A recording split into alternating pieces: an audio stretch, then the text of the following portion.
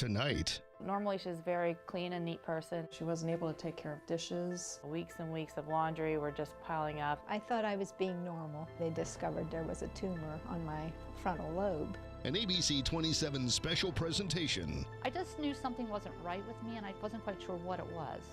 The scan was not normal. There was a benign tumor close to my optic nerve, and that he felt it would be better to do the gamma knife than to do the surgery.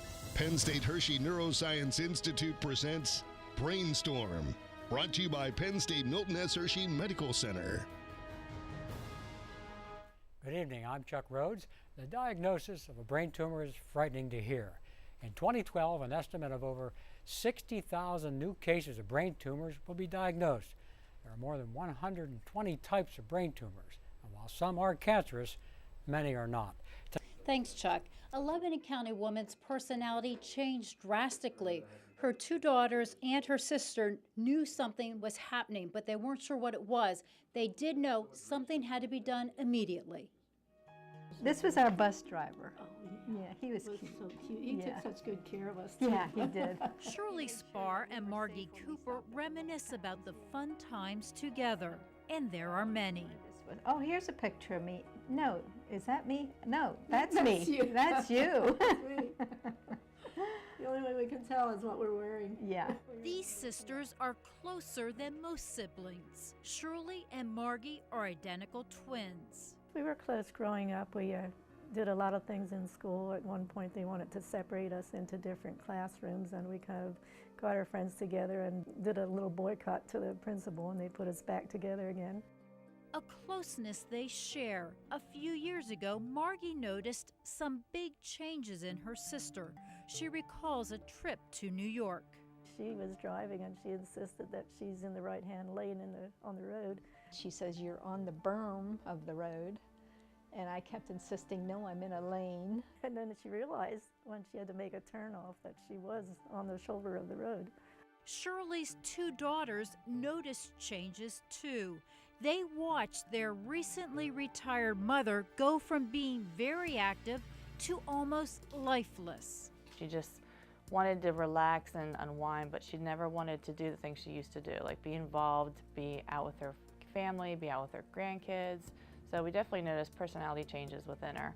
Watched her be unable to take care of herself. It was certain instances where she'd just sit in her bedroom, not eat properly. Normally she's a very clean and neat person, and the dishes started piling up and the laundry was piling up. She just was not keeping up with the day-to-day functions of how she normally would. I thought they didn't know what they were talking about. I thought I'm normal. And then what really triggered it for me was she forgot how to get to my sister's house one day, is what she told me when she was trying to drive, and found that she was getting lost while she was en route. My sister and I, and got her sister involved as well, and we just needed to get a meeting together. Something wasn't quite right. I suggest mental health counseling, and her daughters took over and started setting things up. We thought it was some kind of depression maybe, or Alzheimer's. We were concerned that it could have been dementia-oriented. We just didn't know, and we wanted to run the tests and see what was going on with her. A couple of weeks of that, visits with the psychologist, and he determined that I wasn't depressed, was what my daughters had thought I was. So Shirley had an MRI. With the MRI, they discovered I had a tumor on my frontal lobe of my brain, and it was called a meningioma. The doctor called, and I remember I was driving to the grocery store, and they said, well, in millimeters, she has this brain tumor, and I would just remember being foggy, and I'm like, what does that mean? I remember my sister calling and telling me about the results, and then it was a little bit of panic and trying to figure out, what does this mean? The MRI showed a fairly large tumor in the front of the brain, pushing on both sides of the brain in the area that controls impulse control and energy and depression and personality. For us, explained quite a bit of why she was acting like she was, and really answered a lot of questions right away. I guess I really wasn't shocked as much as I thought, wow, this is happening to me. Now what do I do? You know, where do I go from here? This tumor is big enough that simple options like radiosurgery or radiation alone weren't going to be adequate, and she needed to have this removed. Surgery was scheduled. This is a standard brain tumor type operation where a piece of bone is removed from the skull, and working around the brain, the tumor is removed. We had a pretty good idea it was benign just from the imaging studies and the information we had before surgery, but when we removed it and sent it to the laboratory, that was confirmed. When she woke up, she looked great and I think smiling. It actually surprised me how quickly she was out of the hospital. She did move in with us for a few weeks. Shirley's children and her sister soon began to see the difference. She recovered well and then was well enough to come home and live by herself again. She's like 100% before, like she was before. It just amazes me every day when I see her confidence and I see her ability to just take care of those she needs, all those things she needs to take care of. You know, it's absolutely been amazing.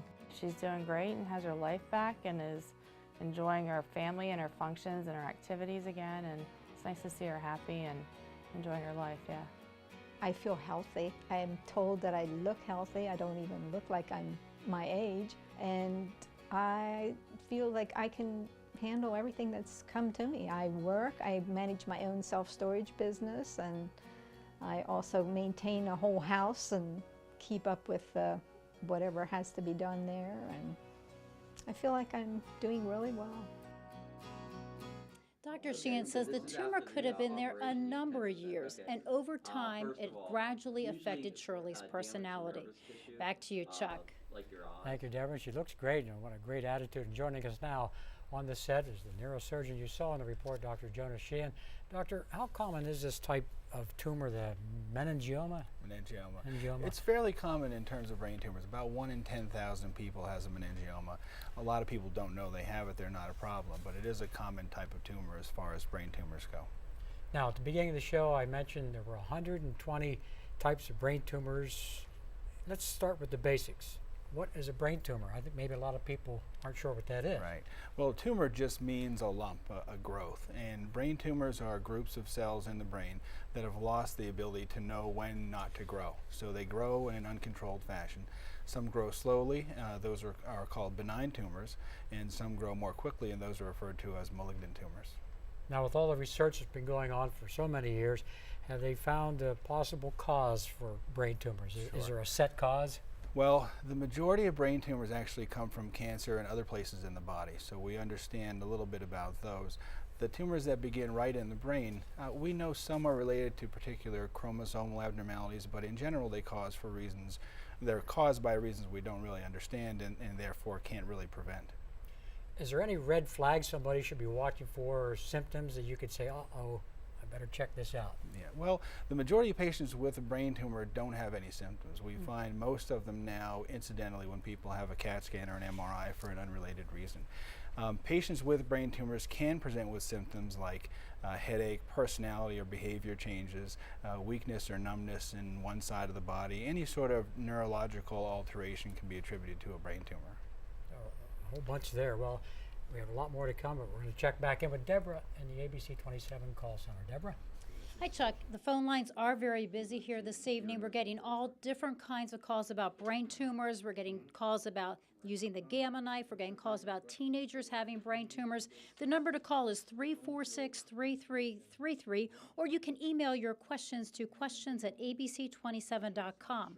Now, here to answer our viewer questions is Dr. Jim McInerney. Thanks for being here. Thank you. Here's the first viewer question. In 1998, my father was diagnosed with a brain tumor, but because of the location of the tumor, the doctors could not do surgery.